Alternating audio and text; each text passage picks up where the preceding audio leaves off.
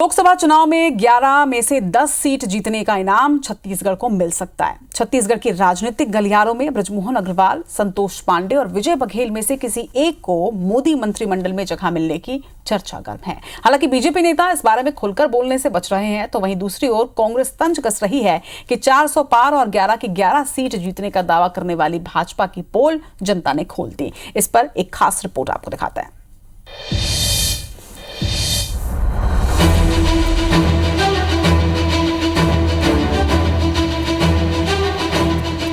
लोकसभा चुनाव में जिस तरह से छत्तीसगढ़ बीजेपी ने एकजुट होकर चुनाव लड़ा और 11 में से 10 सीटों पर जीत हासिल की, इससे ऐसी उम्मीद की जा रही है कि इस बार मोदी मंत्रिमंडल में छत्तीसगढ़ को प्रतिनिधित्व करने का मौका मिल सकता है। ऐसे में रायपुर से रिकॉर्ड मतों से जीतने वाले 8 बार के विधायक बृजमोहन अग्रवाल, पूर्व मुख्यमंत्री भूपेश बघेल को हराकर दोबारा सांसद बनने वाले संतोष पांडे और विधानसभा चुनाव में भूपेश बघेल के खिलाफ चुनाव लड़कर भाजपा के पक्ष में माहौल बनाने वाले विजय बघेल, इन तीनों नामों की चर्चा जोरों पर है। हालांकि इस बारे में छत्तीसगढ़ के डिप्टी सीएम अरुण साव ने कहा कि ये निर्णय पार्टी हाईकमान का है। देखिए, ये आने वाले समय में आपको पता चलेगा। यह माननीय मुख्यमंत्री जी का विशेषाधिकार है, वो क्या निर्णय करेंगे पार्टी के नेताओं से बातचीत करके। लेकिन अब डबल इंजन की सरकार तेज गति से काम करेगी, छत्तीसगढ़ का दोगुना विकास होगा। इस पर कांग्रेस ने तंज कसते हुए कहा कि हर बार की तरह इस बार भी छत्तीसगढ़ के साथ छल किया जाएगा। कांग्रेस के पूर्व विधायक विकास उपाध्याय ने कहा कि छत्तीसगढ़ के सांसदों में यहाँ के मुद्दों को उठाने की काबिलियत भी नहीं है। यहाँ से नेतृत्व देना चाहिए। जब 9 सांसद यहाँ से जीत कर जाते हैं तो क्यों उनको जिम्मेदारी और जवाबदारी बड़ी नहीं मिलती। मैं ये भी समझता हूँ, हो सकता है कोई किसी की इतनी काबिलियत भी नहीं होगी कि केंद्र की सरकार में वो मंत्री बन पाए। चुनाव कोई वेव में, कोई बहाव में वो जरूर जीते, लेकिन ऐसी परिस्थितियाँ नहीं थी, ऐसी परिस्थितियाँ नहीं दिखी कि उनको मंत्री नहीं बनाया गया।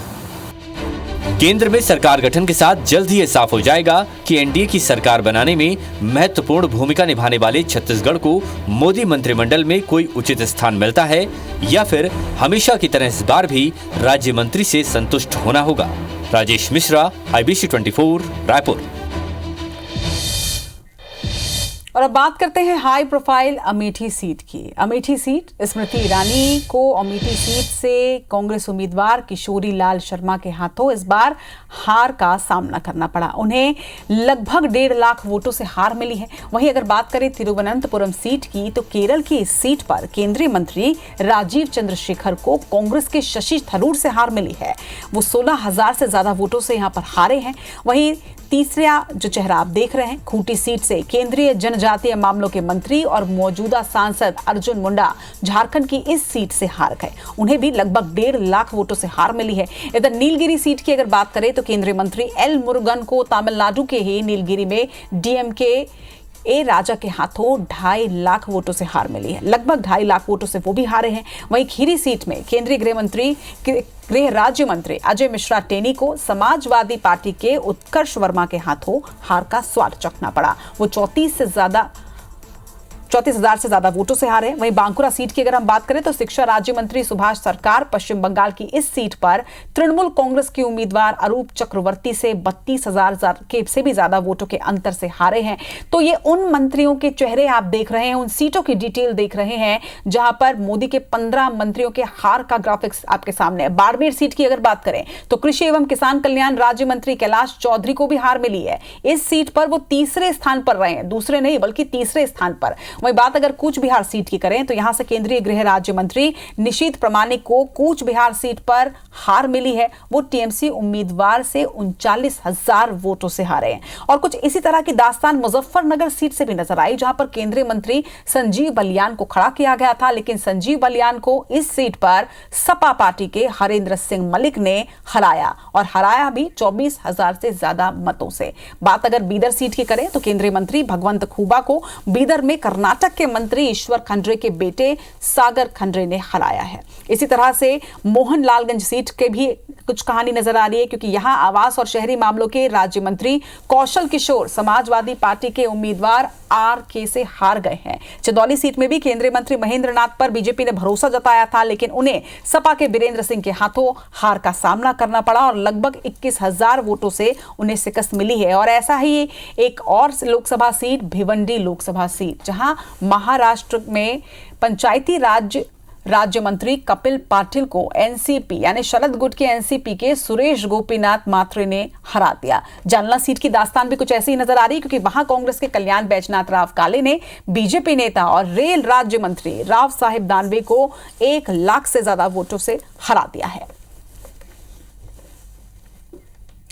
और उधर मध्य प्रदेश की डिंडौरी सीट की अगर बात करें तो एनसीपी शरद गुट के भास्कर बगारे ने स्वास्थ्य और परिवार कल्याण राज्य मंत्री भारती पवार को 1 लाख से ज्यादा वोटों से हराकर जीत हासिल करी है।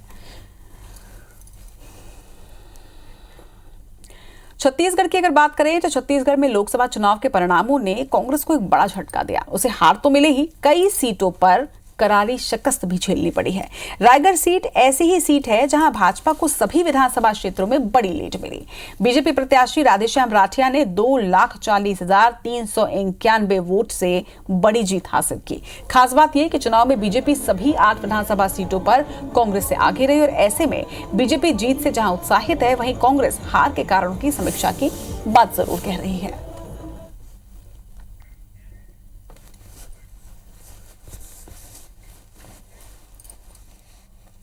संगठन को इस बात की चिंता करनी पड़ेगी कि आखिर क्या कारण है कि सभी विधानसभा में कांग्रेस पीछे हो गई है। तो हम लोग इस बात का चिंतन कर रहे हैं और हमारी पार्टी भी इस बात से चिंता कर रही है कि 8 विधानसभा में पीछे होने से कहीं न कहीं कांग्रेस रायगढ़ लोकसभा के हिसाब से कमज़ोर हुई है और आने वाले समय में इसकी समीक्षा करेंगे और उसमें सुधार के प्रयास करेंगे। छत्तीसगढ़ प्रदेश में मोदी जी की गारंटी और सुशासन विष्णुदेव साय जी का काम किया है और सारी की सारी 10 की 10 लोकसभा चुनाव हम लोग जीते हैं। निश्चित है छत्तीसगढ़ में और तो विश्वास बढ़ा है और छत्तीसगढ़ में ऐसी कई सीटें थी जिन्हें बहुत कठिन माना जा रहा था, जैसे जांजगीर सीट को बहुत कठिन माना जा रहा था, 8 विधानसभा वहाँ रखे थे करके। विष्णुदेव साय जी के सुशासन के कारण वहाँ भी हम निश्चित रूप से एक अच्छी सफलता प्राप्त किए हैं। ऐसे सभी सीटों में उनके सुशासन का बहुत फायदा मिला है।